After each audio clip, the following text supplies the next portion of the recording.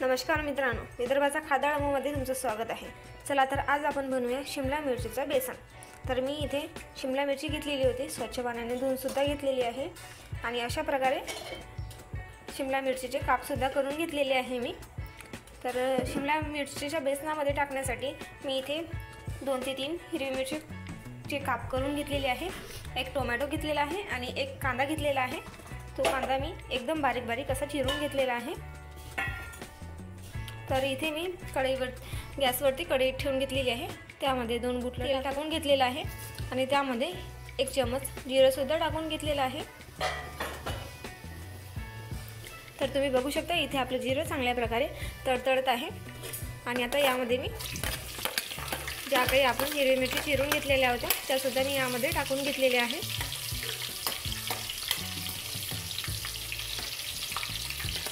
आणि बारीक कांदा सुद्धा टाकून घेत आहे। बारीक कांदा त्यामध्ये चांगल्या प्रकारे मिक्स करून घेत आहे।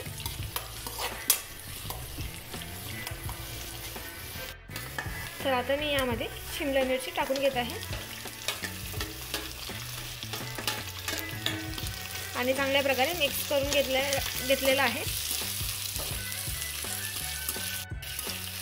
2 मिनिट मी तेलामध्ये शिमला मिरची चांगल्या प्रकारे फ्राय करून घेत आहे।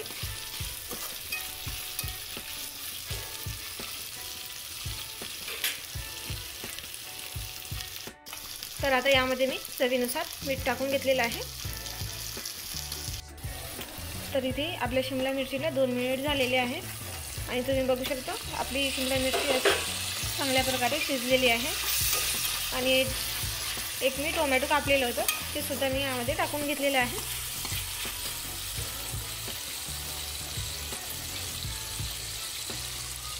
आता यामध्ये अर्धा चम्मच हळद, 2 चम्मच तिखट,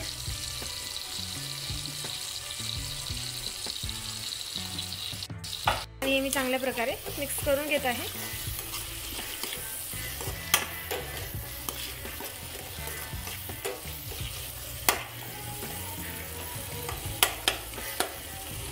आणि आता हे मी 2 मिनिट चांगल्या प्रकारे शिजू देणार आहे। तर इथे आपला मसाला चांगल्या प्रकारे शिजलेला आहे। तर आता मी यामध्ये 4 चम्मच बेसन टाकून घेणार आहे।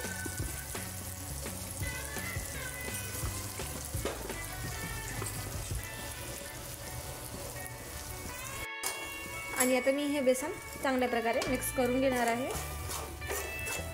मी गॅसची फ्लेम एकदम लो केलेली आहे जेणेकरून आपले हे बेसन वगैरे जळणार नाही।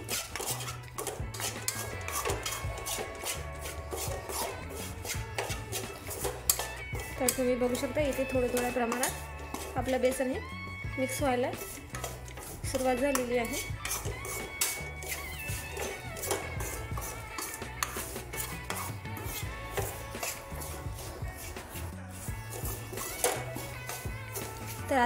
तर तुम्ही बघू शकता आता पूर्णपणे आपलं बेसन हे मसाल्यामध्ये मिक्स झालेलं आहे।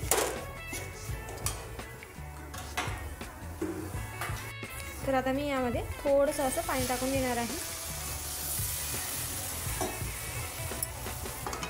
आणि चांगल्या प्रकारे मिक्स करून घेत आहे।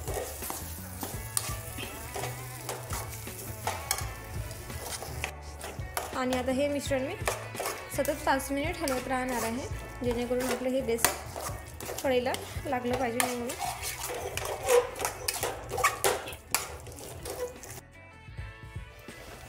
तर तुम्ही बघू शकता इथे आपल्या बेसनाला 5 मिनिट झालेले आहे। बेसन असं खूप सॉफ्ट दिसत आहे आणि तुम्ही हे बेसन वरण, भात, पोळी याच्यासोबत खाऊ शकता। हे बेसन तोंडी लावायला खूपच छान लागते। एकदा तुम्ही नक्की घरी करून बघा। आणि अशा प्रकारे हे आपलं बेसन तयार झालेलं आहे। विदर्भाचा खादाळा या चॅनलला सबस्क्राईब आणि बेल आयकॉनला क्लिक करायला विसरू नका। धन्यवाद।